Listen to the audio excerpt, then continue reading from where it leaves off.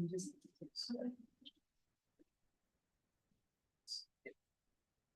you ever done this? Yeah, I can see it. It's not down. I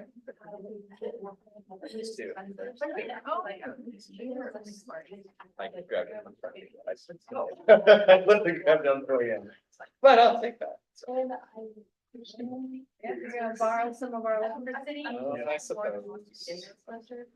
But I thought it was like.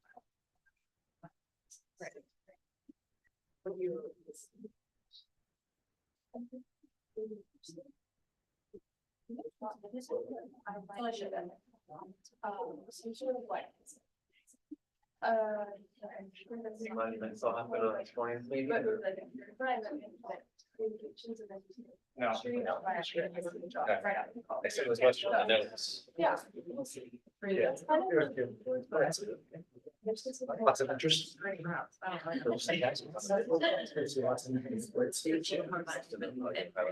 Yeah.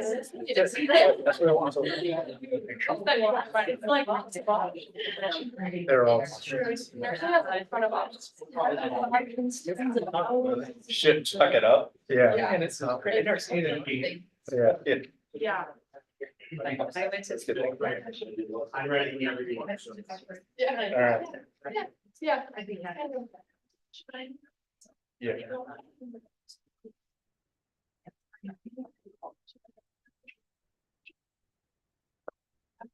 Let me know when we're recording and going.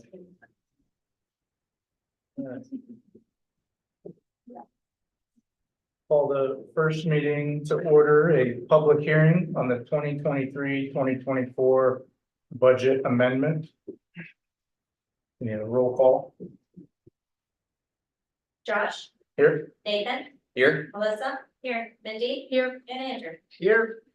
present.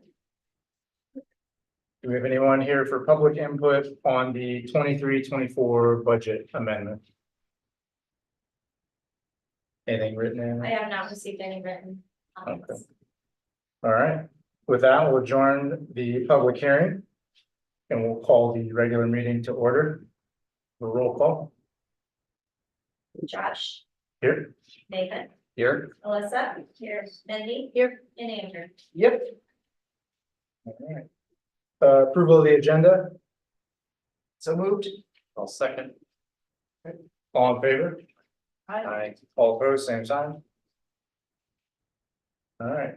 Floor reports, announcements, celebrations. Oh, that's right. No, skip public forum. Yeah. no. That was not, it was on the bottom of the list right there. Public forum. Can I, can Yes. you get a hand out? Yeah. Can I approach the board? Yeah. Interesting. As you as a reminder. Yeah, exactly. This is a public forum, so you can speak, address the board. It's recorded, so anyone can watch this after the fact. We're not allowed to take action or make formal discussion on anything that's in the public forum. But I always remind everyone, I wish there were more of these because it's a really great opportunity to get this out in public. So I appreciate all the times that people come to public forum, so I'd love to see some more of them.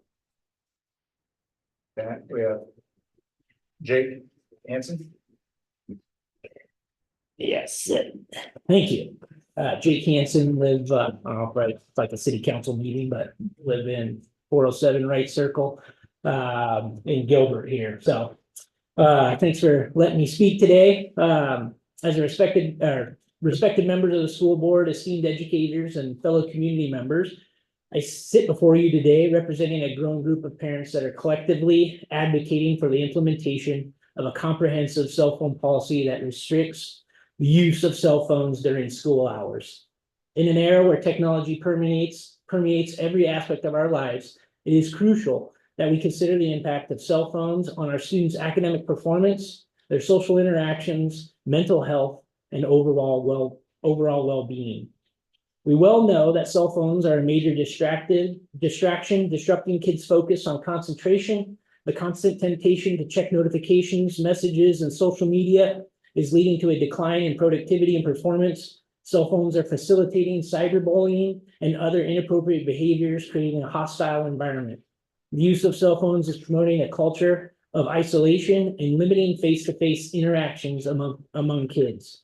For my wife, Katie, and I, proud parents of the senior member of the freshly crowned state championship esports Mario Kart team today, and two other kids that are graduates of Gilbert High, and still a fourth that can see the light at the end of the tunnel, we've experienced many times and succumbed to the pressure of navigating cell phone use in our home, in the public, and at school. Sometimes we chose to treat it as a babysitter, sometimes a tool, and many times an illegal drug that leads to arguing and frustration. Sometimes all of that within the span of 10 minutes. But if I'm honest, I struggle with the same issue of responsible cell phone use as well. We're asking for the school system as members of our community to help us parents during the 8 hours while our children, your students, are in your care. The adoption of a cell phone policy can help students develop self-control, time management skills, and the ability to focus on the present moment. We would like to work with the award-winning school administration and the teachers to develop a policy that provides students with clear and straightforward guidelines that doesn't leave it to the individual teacher to have to come up with and enforce their own policy. That leaves the students wondering what they can get away with this hour, or leaving them with the anxiety to check messages the next hour that they didn't have the use of their phone. Quoting the handout that I've given you that provides much more research than what I'm going to give to you today. Gilbert has been a leader in education. As one of the best schools in the state, Gilbert is consistently a forerunner in academics, technology, and wellness for its students. By becoming a phone-free campus, Gilbert will continue to be at the forefront of raising the bar in education and academia, as well as be one of the first to the current teen mental health crisis and the clear and compelling research on the harms of phone use in children and adolescents.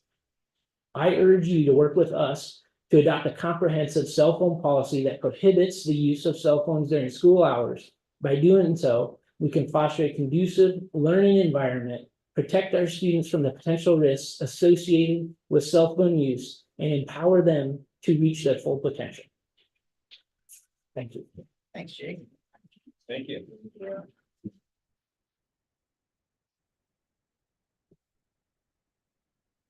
Anyone else for public forum? Stephen?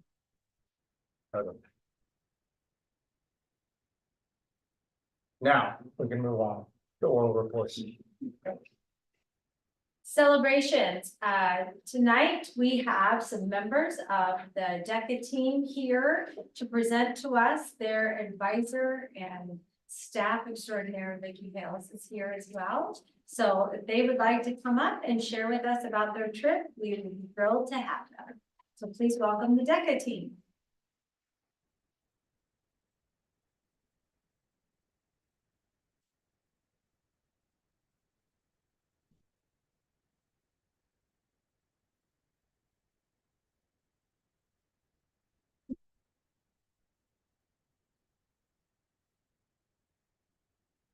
All right, so I'm Noah Lenz. I am Gilbert Deckett's president for the year. And we just got back from ICDC, which is the DECA conference from students all around the world and the country. So these are our numbers for the past 3 years. You can see over time we've had a gradual increase in membership. But this year we sent 21 total students to ICDC, whereas in the past years we've sent 1 and 3 respectively.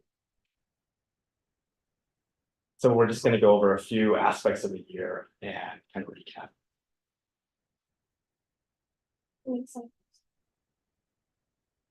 Okay, so we had state events, which was our preliminary competition to ICDC. This is where we qualified to be able to get to ICDC. We had 23 members do the role play series, which is where you prepare. We'll talk more about that, but you prepare at state. 12 members did the written events, which you prepare beforehand, and 2 members did the professional selling events. We had 8 members compete in 2 events. Okay, so at ICDC, as I kind of mentioned, we had 12 members compete overall in role play events, 6 members in written events. We had 1 compete in a professional selling event, and then we had 2 in our emerging leader series. This year for fundraising, we did multiple things. We went around to local businesses in Ames and asked them to help sponsor us. We also got a really good sponsorship from Intuit. So at DECA, we also have this thing called pin trading. So each state gets their own pins, and you basically go around and you network with a bunch of different kids from different countries. And these pins get worth a lot. So there's some pins that are like more rare than others, and they increase value. So kids like start selling them, and this just helps them increase like their business skills and stuff. So we have some pins for you guys.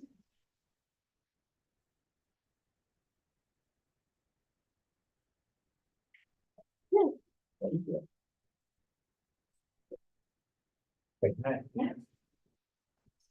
you.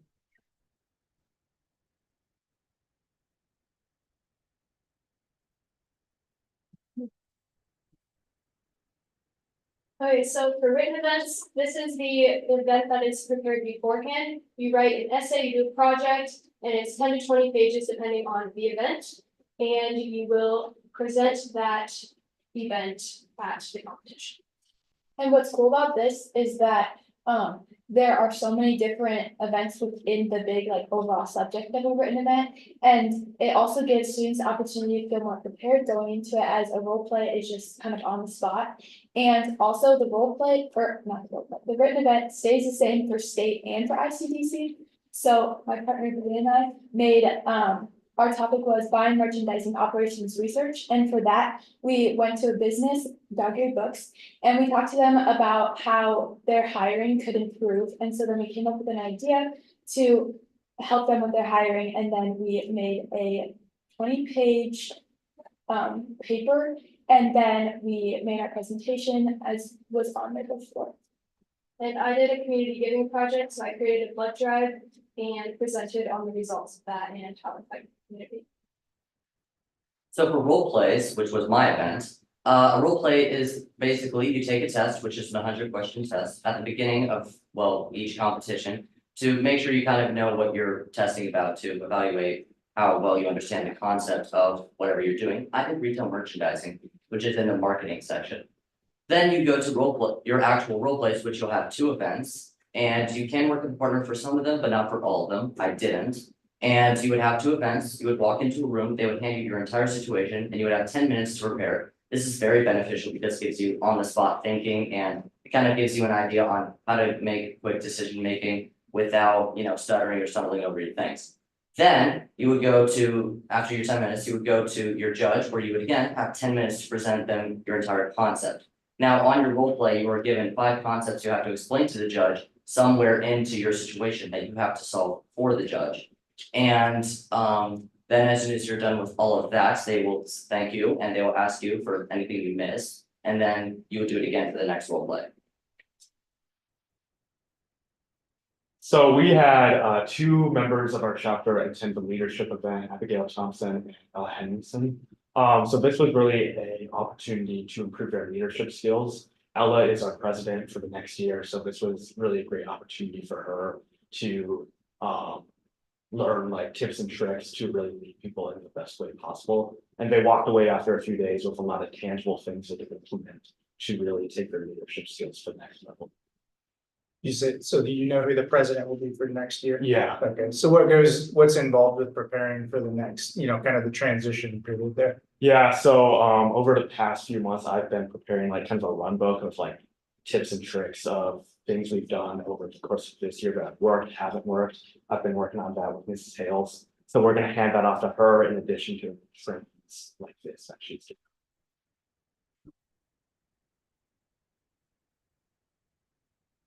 So ultimately, like we all kind of had some takeaways from ICDC, and we're just gonna share like briefly what they were. For me, I think it was really beneficial to see like members from all areas of the country and see like to really just connect and network with them and grow those skills of developing those relationships and hearing other people's perspectives.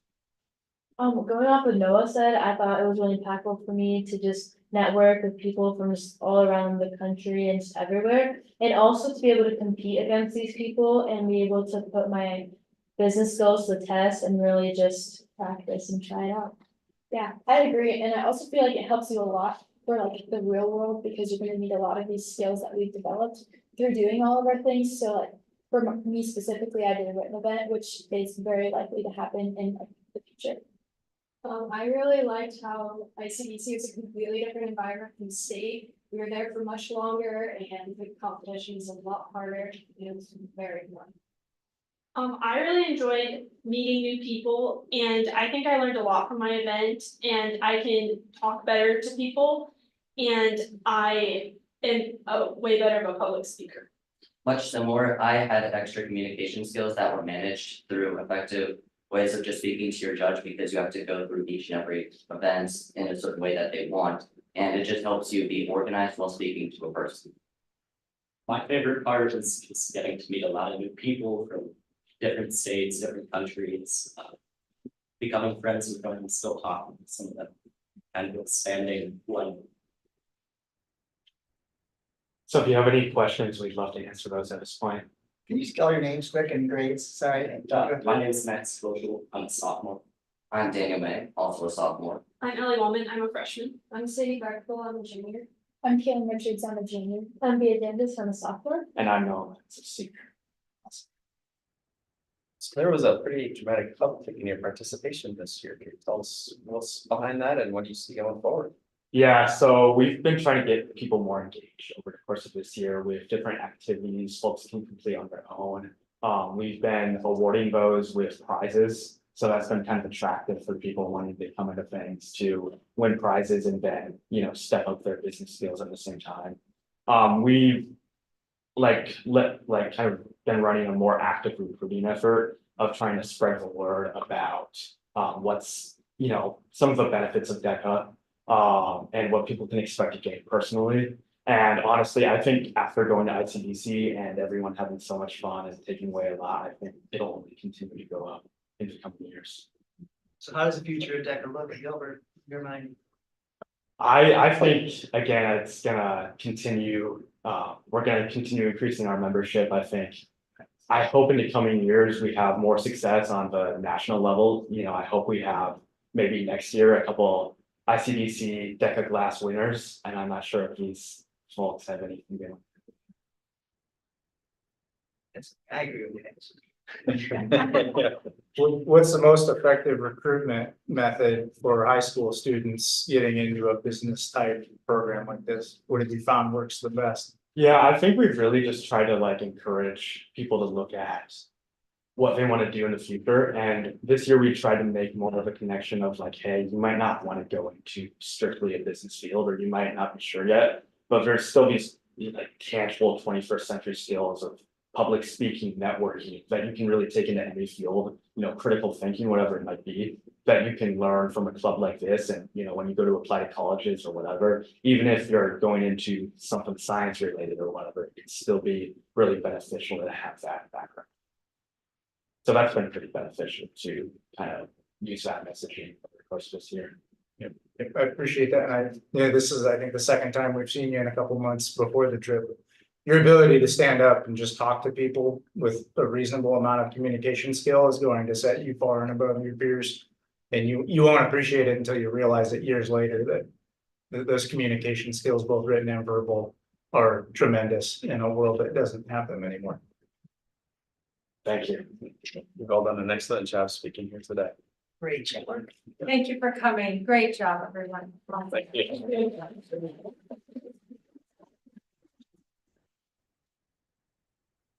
I also would like to celebrate Mrs. Hales for guiding them, leading them, and getting them fired up and ready every single time. So thank you for your hard work and time commitment as well. So thanks for having me back. Anytime. Well, that's just one of many celebrations. Another one we have Adam Davis, our ag ed teacher, with great news here to share with us and to tell us a little bit about his plans of how to utilize the grant that he applied for. So welcome, Adam. Thank you. I'm gonna pass out. Sure. Guys.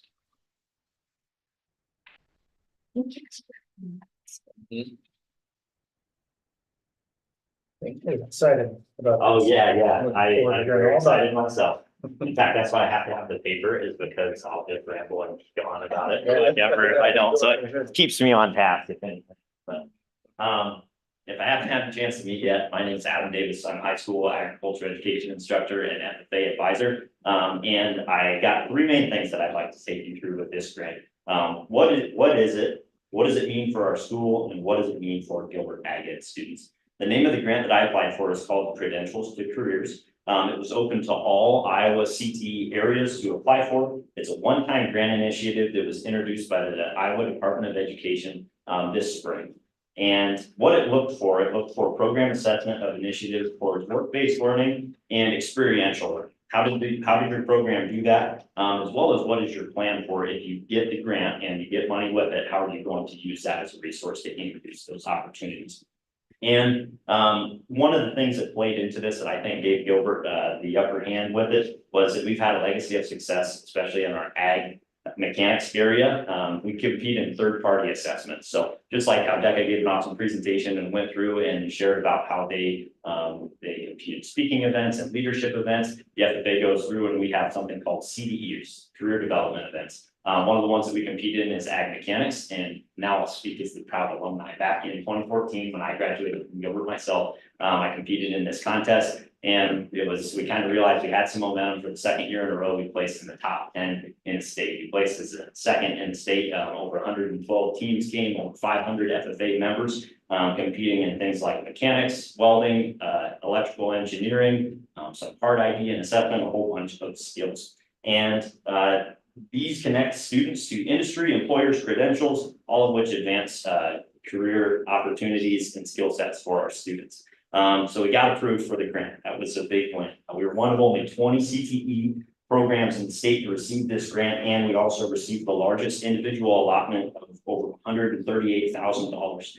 What this is going to do is this is going to purchase cutting edge equipment upgrades for our ag mechanics area, especially ag welding. And this is all new welders. We have state of the art. This is where I'm going to try not to geek out too much, but it's called a live art system. It's performance management. And in essence, what it's used, one application in Premier, they use a system like this where they have objective feedback that's given through a welding gun that has over 20 different cameras and sensors on it. And it provides employees through a screen. How is your arc length and how is your distance to the workpiece and your speed and all of these things that as an instructor, I try to tell the students and teach them how to look for and evaluate themselves. It can provide it in an objective manner with a score. It'll say you can get as deep into the weeds as you want with it. One of the settings is you can say out of 100 points, right? Where are you at with this? And how have you progressed over time? Something that industry is using right now, even to the point of where if they say, you're trying to get a raise as an employee for how good of a welder you are, rather than my boss doesn't like me and he's not moving me up, there's a feedback where they'll say, go log into the system, see how well you can do, and what are the tolerances that your skills can put within. Are you making improvements, right? And students love that. I've got a method that tries to do that with a binder and a pencil. And this is going to be a way to implement some new technology that does that in a very interesting and applicable way. So all new welders, that system, and all new safety equipment, of course, because of as we increase the different opportunities and the equipment that it comes with, there's also safety risks that students need to become familiar with that new tech and making sure that that's transferable to the workplace as well. And lastly, what does this mean for our Gilbert Ag Ed students? One of the biggest things that this came afterward, this kind of had a fun snowball effect, that we got this letter from the Department of Education that said, you got this, you got $138,000 that some businesses and industry reps have reached out to, and they've noticed that. One of them, American Welding Society, has licensed the welding curriculum as an institution, a licensed institution. This will be the first time in school history that we're able to offer industry recognized certifications to our students. If you were a high school student going through this program, this means you now have up to 14 certifications available, of which if you were buying on your own dime would be over $7,500, all of which are recognized by employers across the state and the country. It bridges the career opportunities and connections to Gilbert, EV trailer manufacturing in Roland. They reached out and this actually started as a field trip, went over there and talked with them, and they heard about the award and what we're trying to do here with our students. And now it's set up to the point where they just dropped off last Friday a $15,000 setup. It's state-of-the-art aluminum fabricating, welding. It's called push-pull setup. It's what they use to build state-of-the-art trailers. And they have one of their licensed instructors that teaches and onboards employees. He's coming in and cutting out 2 hours a week next year to help have one-on-one time with students in welding class. And this is what we're trying to do with STEM. We've got state-of-the-art facilities as far as the space that we have. And now we're getting to upgrade some of our equipment, some of which was over 20 years old. And one of the biggest takeaways that I think I've realized from this is not just because of the grant, but also getting out and networking with more industries and employers, is that they want to work with Gilbert students. They're excited. We've got a great reputation for that, and our kids are eager. And not just from what we're doing right now, but also what Gilbert has produced in the past. Gilbert kids have been good employees for them. You'd be surprised the number of phone calls or emails I get, whether it's through FFA or through RAG. It says if you got any kids that are looking for jobs, please send them our way. We're really interested to have them. So through their SAE projects, the networking, like I said, with having the instructor in, and the donations of not only their time and technology, but their expertise. So if you have any questions, I'd love to answer. Thank you for applying for this. Yeah. And like going through, I'm sure grant applications aren't easy and there's a lot of work behind that, but it's totally worth it. So Yeah. Thank you for doing that. Absolutely. You know, you don't get them all, but that's kind of the fun thing. It's kind of like, scholarships or anything else. For the ones you miss, the ones you do get, it makes it worth it for sure. So. What's enrollment like in your classes? That's.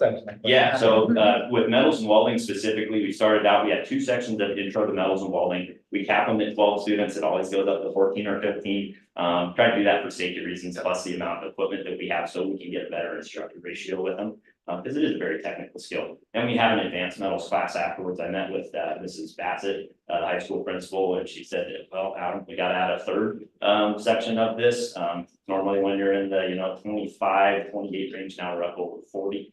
And it's contagious. I know with some kids, it's like they see what kids are doing, the skills they're walking away with. I can only imagine now with the certifications and all the other stuff. It's kind of fun watching the new welder roll in last week. It's like a bunch of loads around the light. Everybody's staring and they're peeking around the corners while they're dropping it off and loading, and then kids are coming in and trying it out. And they're excited about it. So yeah. So that 3rd class be enough, or are you still gonna have more demand than you can? I'm optimistic with it, and I think it's growing for sure. And I think one of the things that makes welding so interesting to students is that it's feedback that they can see right away, right? I actually run a self-graded system where there's a book that sits up front, and they get a 10 out of 10. It was the best score possible. And I say, well, I'm going to start off grading it, but the nice thing about this is if you can prove to me that you can understand what we're doing, which all students will, you get a grade yourself. And they're like, what do you mean? Yeah, you get a grade yourself. You just need to explain to me why you earned that grade. And a 10 out of 10, what that means, if you give yourself a 10 out of 10, it means that's the best you can do. And then they get really competitive with that, not only with themselves, but with each other. They'll go and they'll look and they'll say, oh, this person got a 10. They're like congratulating them. And, it's a big deal for them. And then I think they take that as a prideful thing, and it's the best I can do. And they'll see that they get better and better. And kids are excited to earn A's rather than just, for GPA purpose or something like that. They can see that the projects that they can build, it opens up a world of that. And I think even when we go and we connect like with the employers, we went there and they talked, and students can earn $75,000 a year starting out. It's 50-hour work week, but starting out at EV.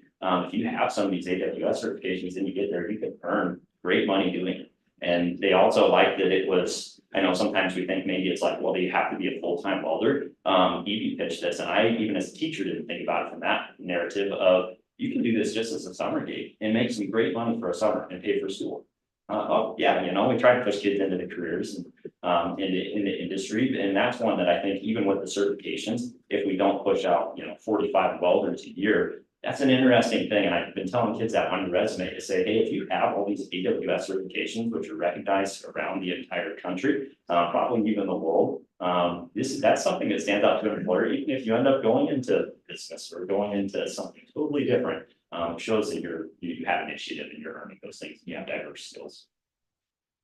Is there anything holding you back from the next step, or what would that look like? Or when you go in and you teach these kids, you're like, man, I wish I just had this, Yeah, or we need this, like what? yeah, that's a Imagine it to me fantastic little question. bit and just. Wish I could have 3 of me. I think that'd be a good thing, because I love the one-on-one time with kids, going through, and makes the days go really fast, but also, the days are long, the weeks are short, sort of thing. They're just bouncing off the walls the entire time.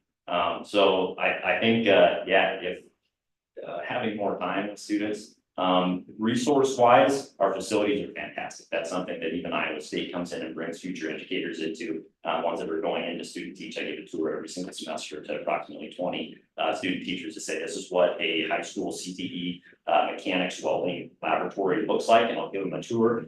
So facility wise, we're doing great. The grant's really going to scratch the need for all of our equipment. I'd like to say for a while. Cutting edge equipment, I think, is an important thing, but it's also really expensive to stay up with. So I feel bad saying every single year we got to invest this much money because technology advances so fast. I think if we can teach them the base skills, that's the important part. And this will be able to do that for a long time. The consumable expenses with an annual budget is something that I'd always, love to upgrade and fix, because sometimes it gets difficult to maintain that equipment. And I'm kind of a fix-it guy, so I like doing that stuff myself, but also spend a little bit of time. I think there's a lot of things, something could go for, but it's part of what I love about the job. So, my dad had something else like that. I didn't mention this with the legacy thing. If you don't know, my dad actually taught her for 29 years. I was gonna ask, I thought that you were your dad. Yeah. So did students. And I'm like, but he like hasn't Yes. aged at all. Yeah. You look great. Yeah. Right, so 3 years ago, I taught at Martindale St. Mary's, and started a brand new Ag and FFA program there. They didn't have anything before. Then came to Gilbert, Dad went to Iowa State, and kids on the schedule, I had said Mr. Davis. And some of them do them the better, because it still said Mr. Davis when they show up, and then I show up and I look like him, talk like him, even my hand gestures and all that is the same. And they were convinced he found a time machine. Hey, some of the seniors now, these are the last of my dad's kids, but they'll still look at me like, oh, Mr. Davis, That's hilarious. Yeah, so, great. Well, I'm really excited for the opportunities that this will bring for our school and our students, especially moving forward, and the trajectory is awesome. So, Great work. thank you.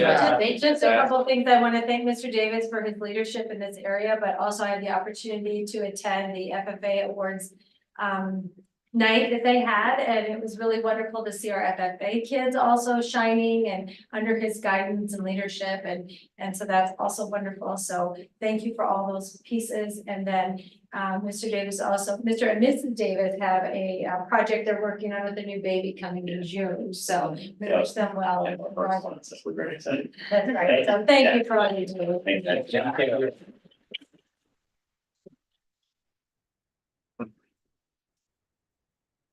Okay. Just a couple other announcements and celebrations, as it was mentioned by Mr. Hansen earlier tonight. Just today, our esports team are state champions as of today. And one of the reasons it's always exciting, we have so many state champions, going to state, all kinds of good things happening with our kids. But I'd like to just remind everyone that trying new things, sometimes you have to think outside the box and you have to take a risk. And it was brought to us, actually at the time was Mr. Vanderpool as the principal of the high school. And the team brought esports forward and said, hey, I think this is something we should try. And here we are 3 years later, and Mario Kart was the way to the state championship today. And our team won. So congratulations to those students, and Troy Stout and Jason Chung are the coaches for that, and we're excited to wish them all well. So that's exciting, and one of many good things that are happening with our sports teams. And then also tomorrow, just a quick announcement, we're celebrating It's Bike to School Day tomorrow. Anyone that wants to bike and wear a helmet can bike their way to school tomorrow. And that's a great celebration, but the piece I wanted to mention is our own staff members, Adam Nelson, who's an associate over at the middle school, and Emily Colbert, our art teacher, organized it and put that all together. And so we want to thank them for that, because that'll be a fun morning. So. And then the last celebration, if you're not aware, this is School Board Recognition Month. So I get to take just a minute and recognize all of you. And then just in case everyone doesn't know, that board members are elected public officials entrusted with the task of providing direction for the education of our students, our future leaders within the state of Iowa. Iowa school board members represent a continuing commitment to local citizen decision-making and public education.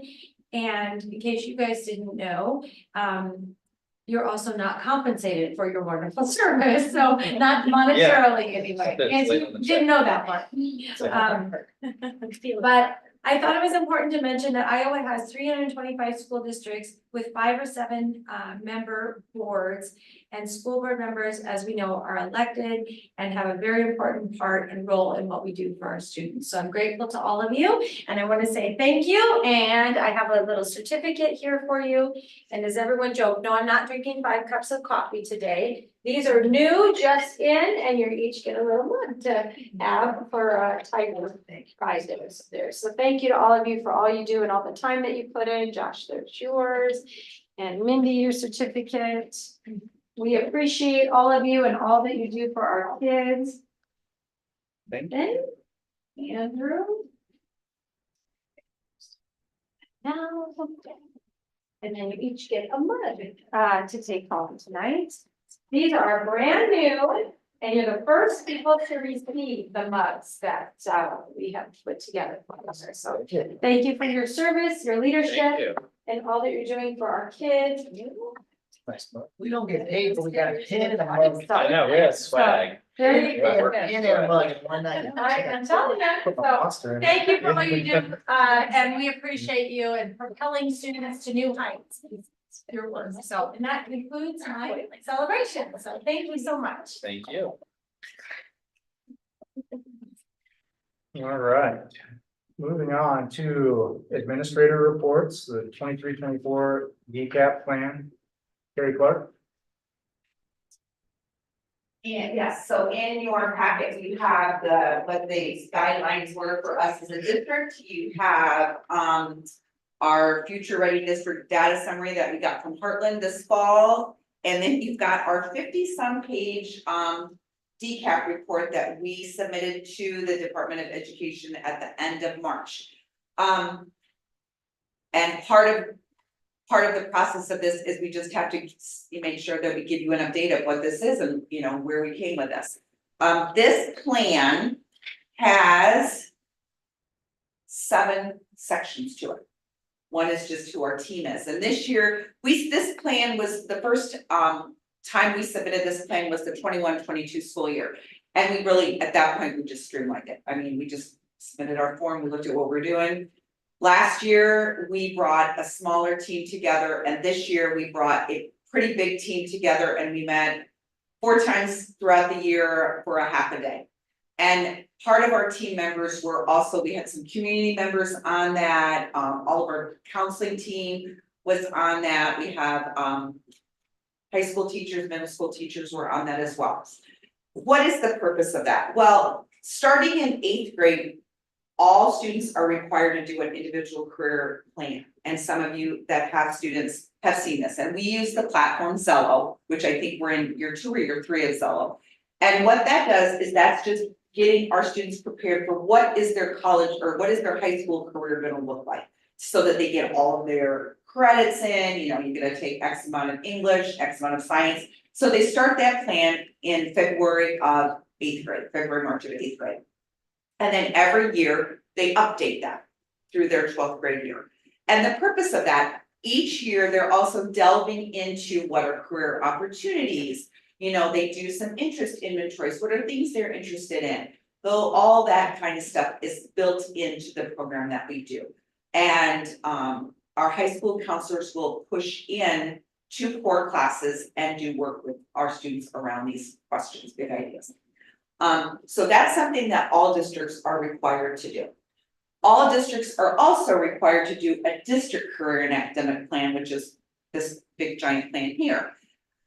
We are supposed to start, we really look, we're required to start looking at 6th grade. But as you, if as you peruse this, you will see we've got things down in elementary school. And so we looked at, and these plans start at, so you have your team, you have the review of what that 4-year plan is for students, which includes those yearly reviews and revisions from 8th grade on to being seniors. Then the next section gets into that work-based learning. And what does that mean? What does work-based learning look? Okay, well, how are we helping kids in seeing what does work-based, what does that mean? What does the world of work mean? How are we talking about career explorations? When are we introducing that? Well, we know we're introducing that when kids walk in the door in preschool. You know, I mean, you think about the units that Heather Kearns and Colby Tronis do with our students, thinking about like weather forecasting, different career, you know, firefighters coming into the school. All those are the beginnings of career exploration.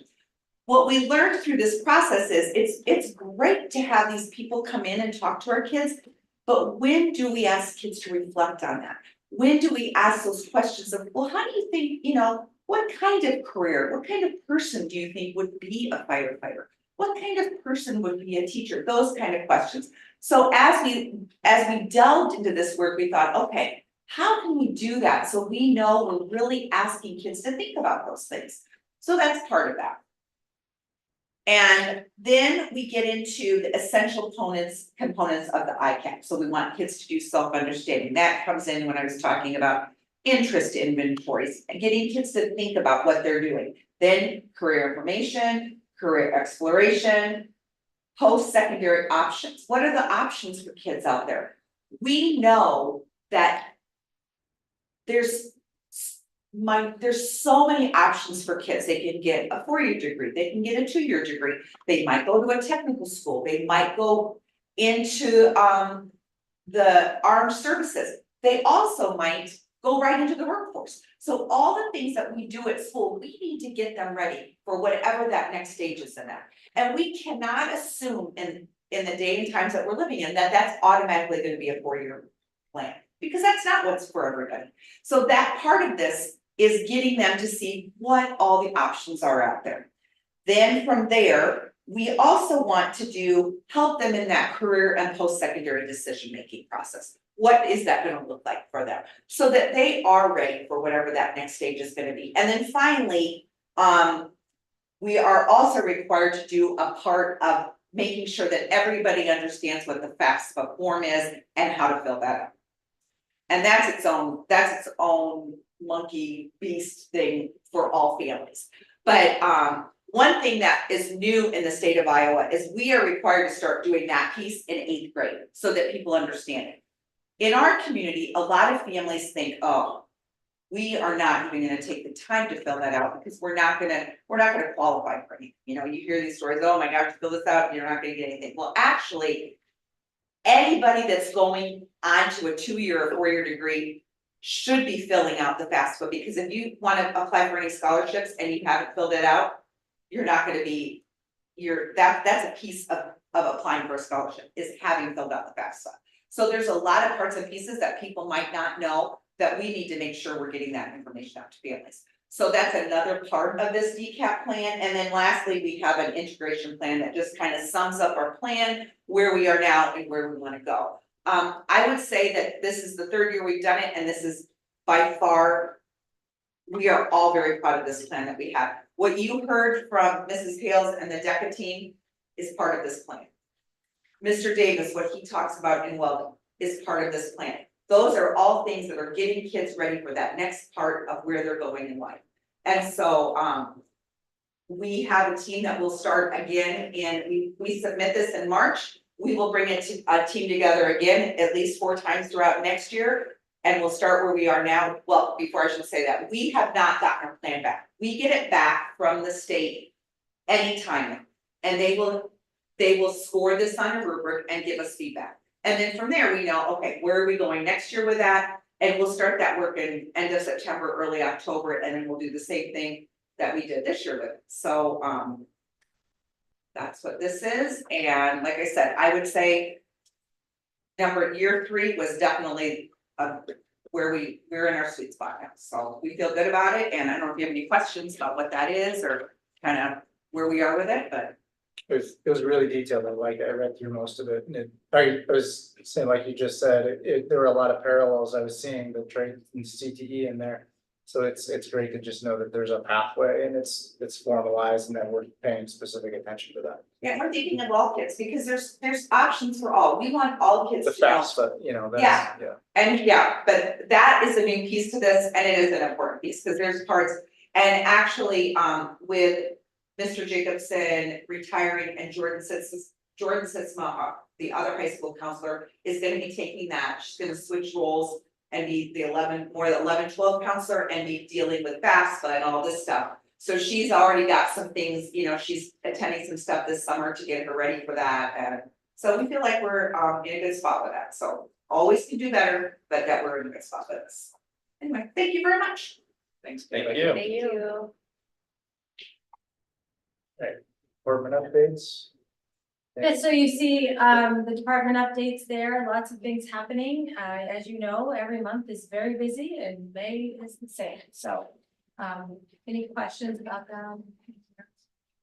Okay, and I'll just jump into the next one, if that's okay. Yeah. The mental wellness report is next, and what I wanted to share with that is we had our last meeting for the school year with our facilitator, Jennifer Yulee, and just some really good work taking place there, and we're continuing to work throughout the summer just in our subgroups. And then when we come back, more likely in September, our next meeting will be our legislative meeting, so we'll be inviting our legislators to that meeting where we'll be sharing our thoughts and concerns around the need for more mental wellness, mental health supports in the schools and what that would look like. So that's coming, and we'll continue to work with Jennifer on that. So really good progress that we're making, but it's just a beginning, and we'll continue to work together and invite more people to our group next year, because we'll lose a few. But the one thing I want to mention, and you'll hear me mention this every single time, which is everyone in that room, it's very valuable that we have there. And the voice of students at the table for those meetings it is so powerful. And I'm so grateful to our students that are attending and voicing their opinions and giving us their thoughts on mental wellness and what they believe is needed. And it's just important that we listen to what they're going through and what they experience, because it makes a difference in the decisions that we make. So very grateful to our students that are attending that, so.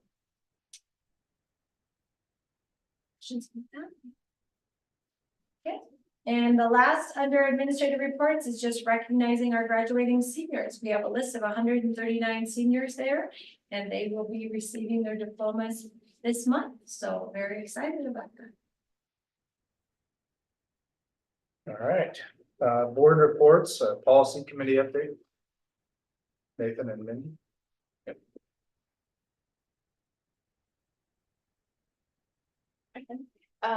Policy committee we met, last month, I guess it was, we meet the last Friday of the month.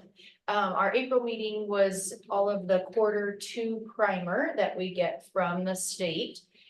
It wasn't super exciting. A lot of it was just slight language changes, or they took several like smaller policies and consolidated them into one policy. There was one policy regarding student fundraising that we did spend quite a bit of time talking about, and just making sure we had language in there regarding student safety with regard to going out and doing fundraising. And just making sure that we're prioritizing student safety with regard to that. But otherwise, it was all pretty straightforward, just stuff from IASB and their recommendations.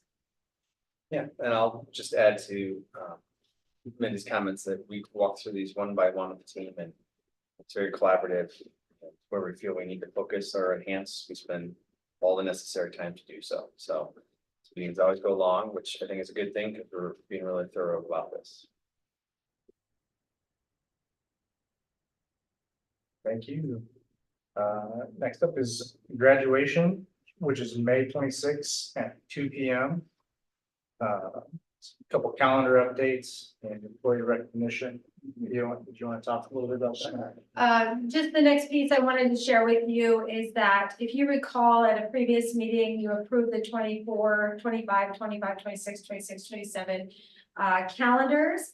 And so that is the role of the board, is to approve those calendars, and those calendars, the role of the board is to approve it's really to make sure we're meeting the hours that's required by the State Board of Education, is that we're having our start date according to what that says, our end date, and any breaks that we might take, like spring break or holiday breaks, that we're still meeting those. And so within those dates, then, the schools each decide around activities. So if they have like the sports programs, or if we have a music program, they decide that at the school level. And so, so just wanted to kind of clarify that piece. The other piece I wanted to share is there was a change, just so you're aware, on the graduation date for the 24-25 school year.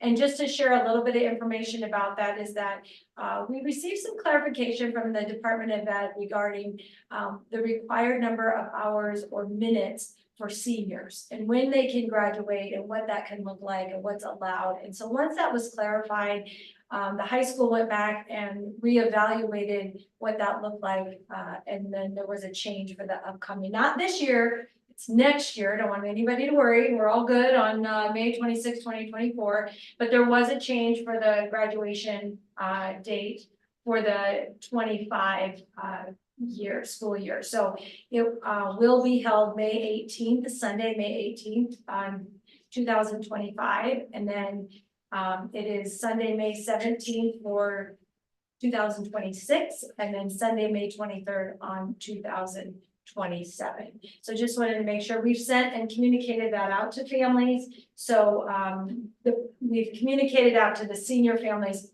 for next year. So the juniors of this year were notified, and their parents as well. So just an update so everyone is aware of that. I know I did get some questions about that. If you could clarify, what are we approving as a board for calendar wise versus, you know, like, is that an activity, or is that an event, or how does that break down? Sure. Versus the calendar that has the graduation date on it when they approve it. Yeah, that's a good point. And so we'll look at that as anytime we bring that forward, but graduation is considered an activity, and that's why we, you know, that was looked at.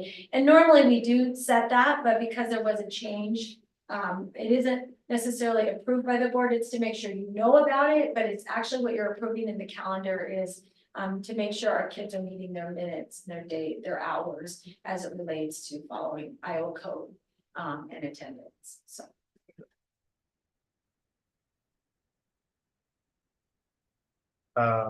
Yes. Employee recognition. Yes, so yes, we have Monday, June 3rd is our employee recognition program. We have that at the end of the year.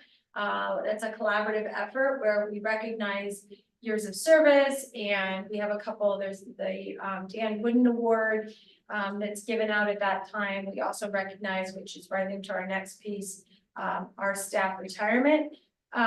Staff that's retiring, we have a list there of 5 employees that are going to be recognized and retiring. We've added a few pieces to that so they get some recognition and can invite their families. So it's a nice little event, and that'll be taking place during the school day.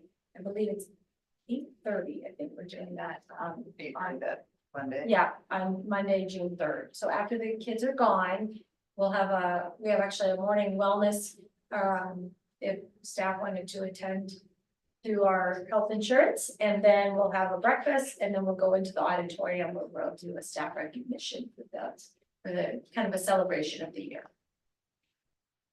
And Mr. Vanderpool has more he'd like to add to that, Mr. Vanderpool. Typically, we've had a board member that spoke at the year awards.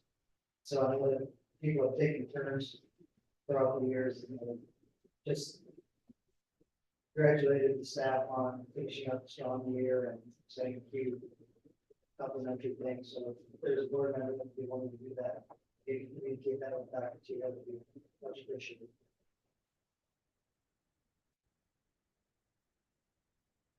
If you're available. I've done it in the past, it's awesome, it's fun to do. It really is, it's not, it's just thanking the staff for everything throughout. So It's fun to get to see all the awards. it's a cool, I said at the beginning, the kickoff and then the employment finish at the end, and they're both very, Christine does a great job putting those together. It's really a celebration of the staff and what they've done for our kids. So if nobody will volunteer, I'll do it again, but no one wants to hear me. I've spoken before, so I might encourage someone else to do it. And it's fun. I'll go anyways. I love going to it. It's first thing in the morning. I could probably do it, but I would not step on anyone's toes if somebody else really wanted the opportunity. I'm not available, but I'm in not future available year, I either. would, so that works out perfect. And it sounds like a terrific event, so. Great. Yeah. We'll put you down, Mel, and also we will need someone for the back to school event, but I'll bring that up in June. So if you're thinking, gosh, I should have put my name in, there's gonna be another opportunity. And that one is really a fire at the bit, so. But thank you. Staff retirement recognition. That's not true. We're not allowing anybody to retire. So y'all too valuable. Forever. So we can talk on that, or we just.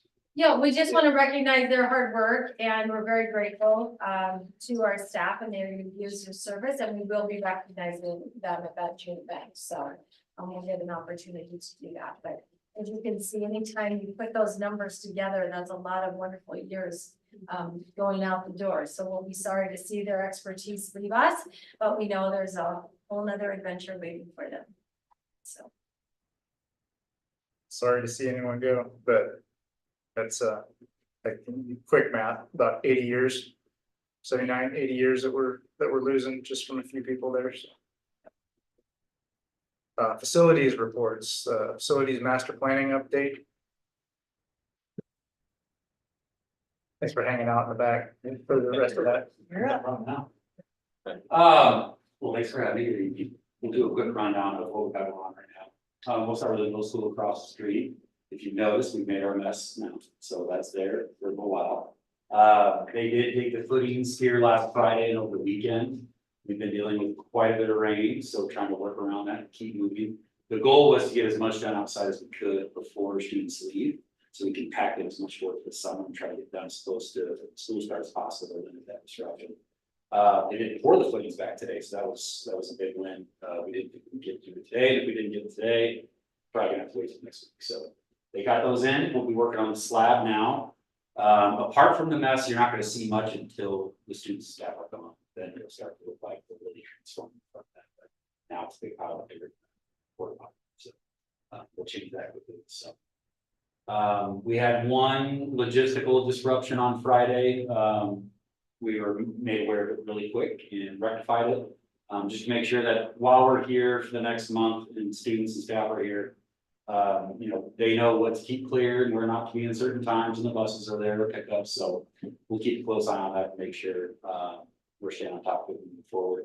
We'll have full-time site supervision out here. Our team started in 2 weeks. The middle school was one with a single prime, we're leaving the contractor, but with the pre-K2 starting soon, our guy will be here in 2 weeks, be on site for the next 3 or 4 years. That's the middle school. Next up is the big one, our new primary. So that's out to bid now. Bidders are reviewing it and we've gotten a ton of interest. So we gave a small update this morning. So, I won't get into too much detail, but great bidders list so far. Ames in particular, seems like any major contractor that's worked on either school here or Ames is interested in this project. We have a number of bidders for each package. We have a lot of prime packages on this, so there'll be a lot of contracts directly with the district. We have 16 prime packages. So we're knocking on doors, we're making calls every day, and we'll stay in touch with all of these teams here for the next month. Next big date will be the pre-bid meeting. That's on May 28th at 2 o'clock. We'll meet here, since there's really nothing to go see. We'll meet here, talk through questions, but the biggest advantage on our side is that the bidders get to see each other. So they get to see who's here, who's looking at the project, and it drives competition to make sure we've got a strong pre-bid meeting. And then the bids are due on the 6th. So we'll meet here again. We'll open up all the envelopes, and for this group, we'll provide like almost like a cheat sheet. So while we're listing off each bidder, you'll get a number up against what we budgeted for that package. So by the end of it, we kick all the bidders out, and our group can discuss where we stand with that budget, future budgets, how things shook out. We did share a bid scenario planning document this morning, and that'll get distributed, but it's basically if this happens, then this. So, you know, if we come in way under budget, it's a pretty easy decision, but then the other scenarios that could happen.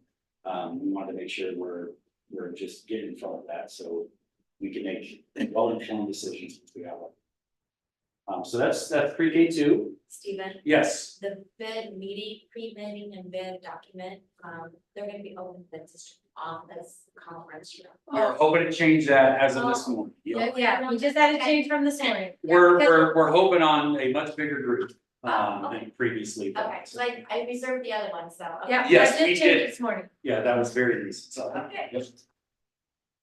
Just to clarify the pre-bid meeting, you don't need us there. No, that's, I mean, it's open to the public if you'd like to join, but that will be very administrative. We'll walk through how things will get submitted to us. And then at the end of it, we do a Q&A with the contractors. And that's the point where we're lucky to see a lot of bidders asking questions now. That's very unusual. Usually, even though you give them 5 weeks, they wait till 2 weeks before they start reviewing it, and you get all their questions like a week before. We're jumping ahead of that a little bit on this one, which is nice. But that pre-bid meeting is where they're gonna submit a lot of their questions. And then those minutes are distributed to all bidders, even if you didn't show up via addenda, after that meeting. So, no, you don't need to be there. It's June 6th, though, we need to be there as a board. You don't have to be there for that one either. Okay. That is purely up to you if you want to be there. If there are members of the board that are there, we will discuss immediately following the opening, which we're hoping for a ton of bids, so it'll take a little bit longer, but these are, even this one would be a half an hour max. You literally just open it up, read the contractor, read the number, and then you move on to the next one, so it's very quick. We would discuss what's next with whoever's here after that. And then on the 10th, the next board meeting, we'll have the public hearing on the project, the consideration and approval of the plans and specifications, and then the consideration and approval of the low bids, fingers crossed. So that's our plan for the thing, and then immediately following that, we will distribute those to receive. We'd be under construction. Yeah, we're optimistic. Yeah, the kind of 3 different perspectives, the scenarios that we went through this morning were really helpful. It was going through with each line item essentially that we had, you know, concrete, you know, building different components of all that. And you know, scenarios under budget, you know, within I think 4%, which is fairly normal, and then over budget, and just getting a walk through ahead of time. What happens if, you know, maybe concrete comes back way high, but you know, we can make up for it somewhere else, and just being prepared for the bids that come in from a financial perspective. So I think it'd be good to send that. Yes, to everybody. I thought Patrick did, but we'll make sure that. Then I don't know, but look for that. Yep. And then we're planning for all the future projects. CMBA is working hard on design now for the district office and the high school edition. So the district office, just the same old district office, the high school edition is some classrooms, gym, locker. So that's what we're going to be into next. We will distribute those same milestone dates we had for the pre-K building, where this group met, got to review, do a page turn, hear where we're standing with estimates and all that fun stuff. We'll lay out the dates for that because we are hitting both of those this fall. So that'll be here before we know. Any questions on the big one that's out right now? Oh, I know you're all, you know, linked with this community very well. If you do hear of any bidders, let them know plans are out there. Give them my contact info, Patrick's contact info. We'll make sure to get them what they need, even if they're not used to bidding on a public project. We are very, very experienced in helping bidders manage that process. Just with some smaller communities, those bidders may not be used to that, you know, how you get your security bonds and all that good stuff, but we'll help out where we need to. We'd love to see as many bidders at the table as possible, especially the local bidders. I do have a general question, so I know we're hoping to obviously get the bid now, but we're also looking at what other work might be around, is that? If you look at the landscape of current projects that are out for bid, how do we fare compared to others? Good in this immediate area, even in like the Des Moines metro, we're looking fairly good, especially with the ramp that we have, so. We've only got a handful of prime contractors that would need to be on site between now and next spring. The bulk of those contractors are really gonna start their work once that building's enclosed. So we get to bid this out now, and for a lot of those prime packages, it's like we're bidding it in that good window. So just back when we were first starting to talk about the schedules for these projects. Bid windows really, they can make or break your project from a budget perspective. If there's a lot of work this contractor has, but you're bidding this out starting the month. They're gonna throw a premium at it to then allow their labor to flex somehow and make that project work. If you bid it out with more lead time, they'll be more aggressive on it because it's filling their backlog, they don't have work for it yet.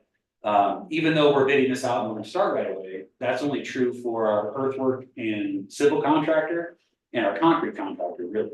Now, there's some other packages that need to start doing their shop drawings and getting stuff ordered and things like that, but in terms of the manpower that's on site, it doesn't happen for a while, so that is playing to our advantage of existing workloads for a lot of their contractors. Yep. But the fact that we're getting as many questions as we've received just in a week. It's fairly unusual on these projects where you give them 4 to 5 weeks to review. Just means they're hungry and that they're gonna hopefully be very aggressive, so. Question. Anything else? Okay, we're excited. Good work. Thank you so much. Thank Great you. job. Great job.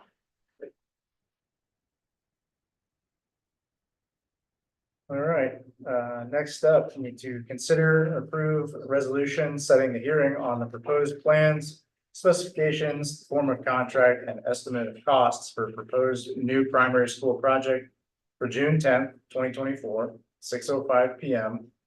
Intermediate school, and directing the board secretary to prepare, publish, and distribute a notice of hearing. We have a motion. So moved. Second. All in favor? Aye. All opposed? It's at 6:05 because we have another hearing for the conveyance of real property at 6 o'clock, so we will have 2 hearings. Yeah, do we need to publish if we have more than, obviously, if we have a quorum for that June 6th, we'll need to publish it. Yeah, so I would, if we're concerned about having a quorum, yes, we will need to publish that. Alright. I think it would be good for as many people as possible to be there. Who is on the June 10th? June 6th. June 6th. What kind of that? Just the, I don't think, I don't really know yet. Starts at 3 or 3. I think it's 3 o'clock. 3 o'clock according to my calendar. I think it's.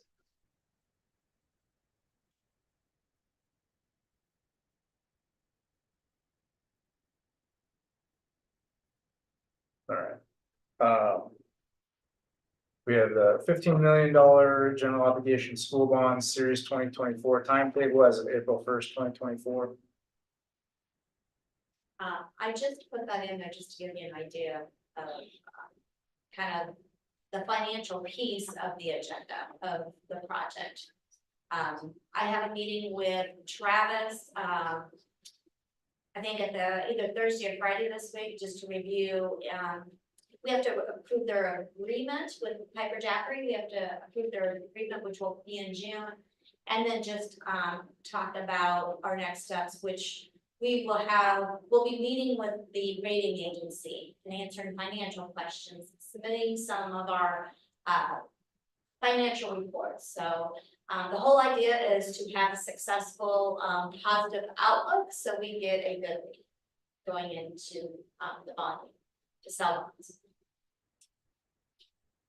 And we'll keep you updated on that process, but I just wanted to give you the idea of what's coming up with the financial piece of the 15 million.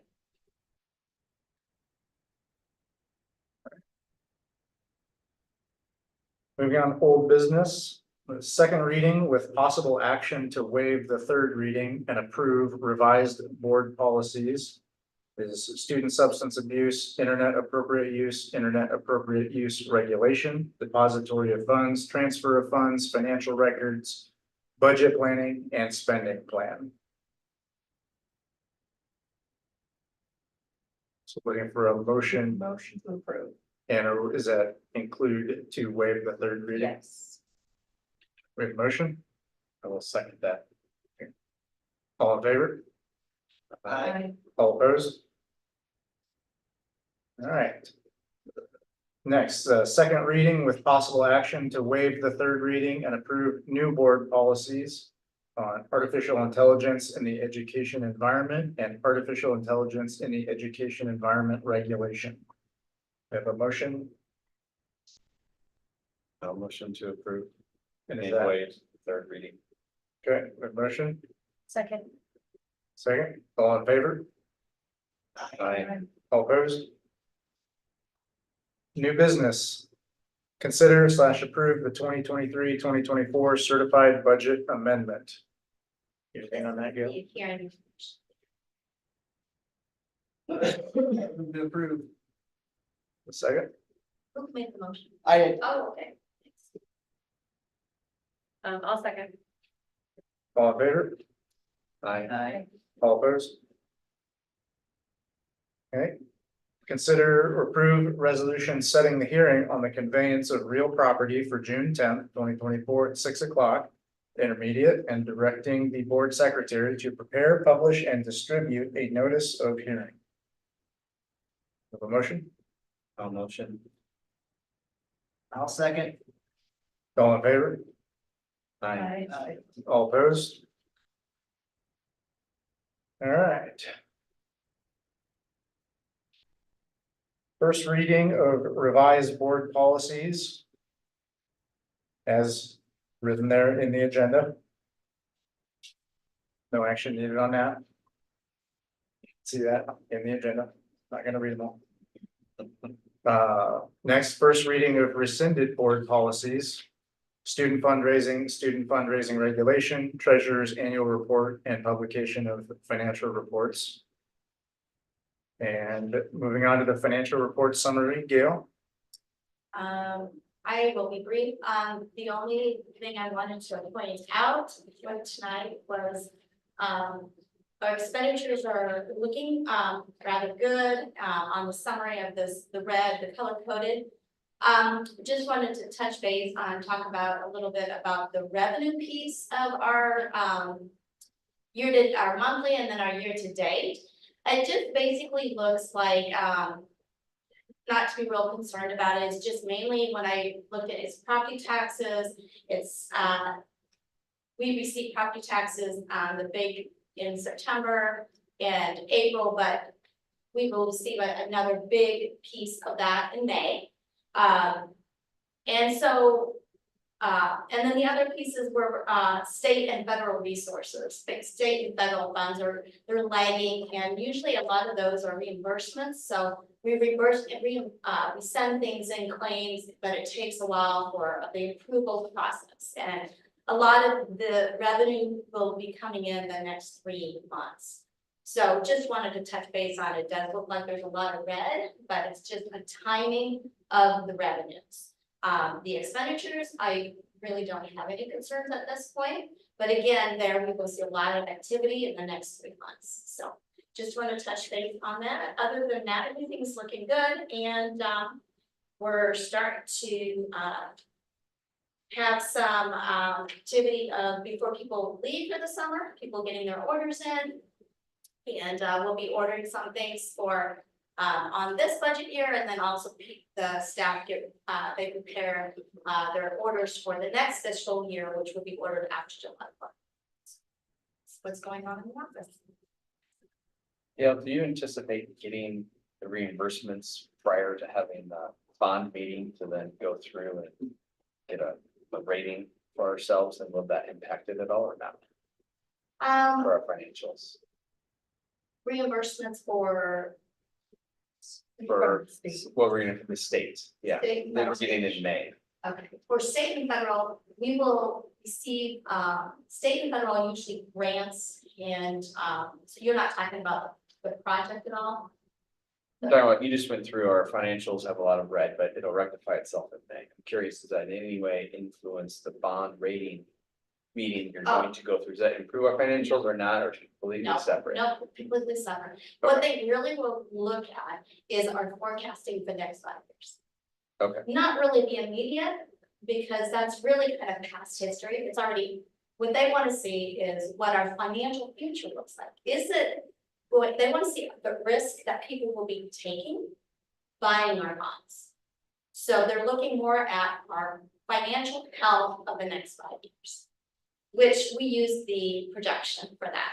So that's what basically we will provide that to them and then say, this is what we anticipate, this is what we will keep our expenditures here, we anticipate this much revenue, we anticipate, because of revenue, we have our enrollment.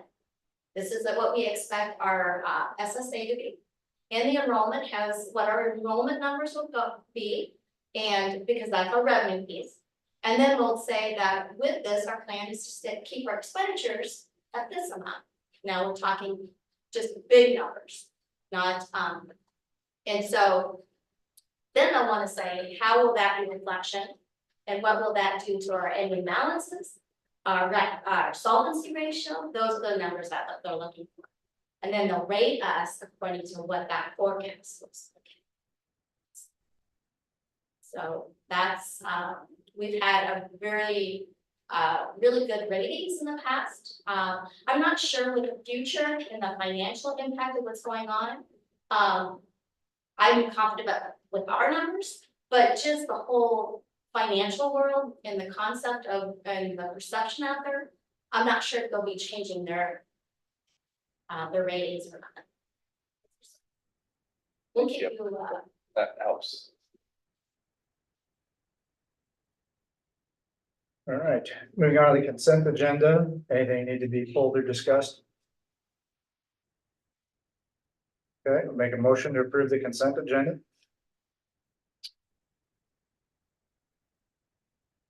We have a motion.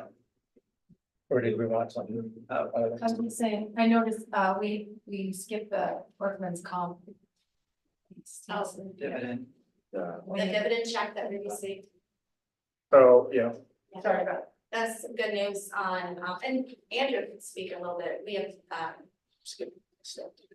we tried to, work on, we have a really great, history of work comp here.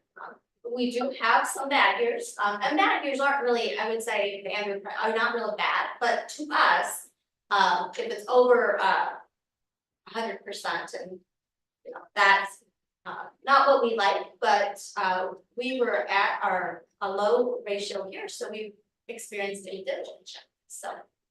Yeah, I mean, if you have a good claims history on work comp, you get a percentage of your premium back. And Gilbert's had a, not gonna wood, we've had a really good run here. I'd say the last probably 3 years of claims. And it's, I mean, you can imagine with schools, you got bus drivers to cooks, to custodials, to teaching staff, to coaches. And so there's a lot of kind of different occupations that are out there, but Gilbert does an absolutely outstanding job from a safety program. And then from that, they get a report back, the dividend check at the end of the year. So it was a very nice check and they do a great job from a safety standpoint. So, and what's comparable for, like, what's kind of average for school districts, if you know that? yeah, well, actually, it's kind of, dividends vary by carrier. A lot of carriers don't even give dividend programs. Like a loss, like, for a loss ratio? Oh, we're at 50%. 50% is kind of what's considered break even. Really? Yeah, and so we can, some point, we'll do a deeper dive onto the experience rating, which compares you to other kind of schools throughout the state. You kind of see where you stack up, but Gilbert's is outstanding. Sometimes at renewal, we go into more detail. Yeah, we could kind of jump into like history of claims and where you stand. Because like I said, it's a whole deep dive into this if we want to, but long story short, we're probably in the top 15% of the state from a safety standpoint. So. Good. 14% is really cool. We do submit claims. So if you look at this, we do, and so our philosophy is we have it on the website. And if an employee gets injured, our immediate reaction is you call the 800 number and report it. And once we do that, then, you know, there may not be anything other than just an incident. And then that doesn't, you know, that doesn't hurt at all. At least we have it documented in case something happens. You never know if there's infection, if it's a cut. You know, sometimes the tweaking of a back, you don't know what it's going to turn into, but so we always tell the supervisor or the employee to call the 800 number, report it, so we always have the documentation right away. Yeah, so we do report and that's how we handle it. And we try to get our employees back to work as soon as possible and whatever capacity that we can get them back to work. But we've got a really good safety partner in SFM Insurance. I mean, they do a lot of schools throughout the state. All they do is work out. It's the only language they speak. And so they do a lot of large employers, not just in this community, but within the state of Iowa, and they do a really, really good job. Both of them, you know, guiding the claimant through the claim. From a safety standpoint, Jason Clausen works closely with Christine and Gail, comes and speaks to staffs. A couple of years ago, we had some issues with some coaches getting injured. It was kind of, you know, it's happening about every year. So he came and spoke to the coaches at the beginning of the year, talked about play with purpose and what to do with coaching. So again, it really is a great partnership with SFM, and whatever we need from them, they will be here to help us out through it. So they do a really, really good job. Looking at the staff report, a lot of volunteer coaching positions. Are those covered under our work comp? Yeah. Okay.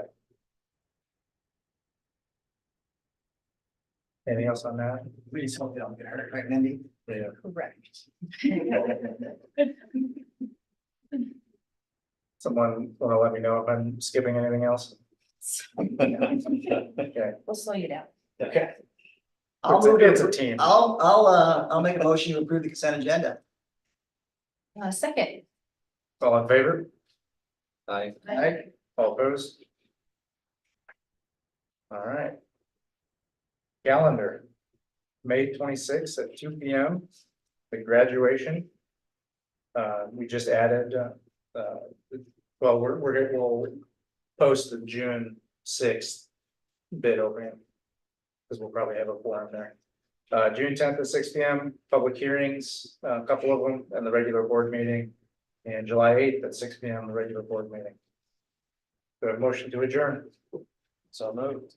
Second, Second. all in favor? Aye. All opposed? Meeting adjourned.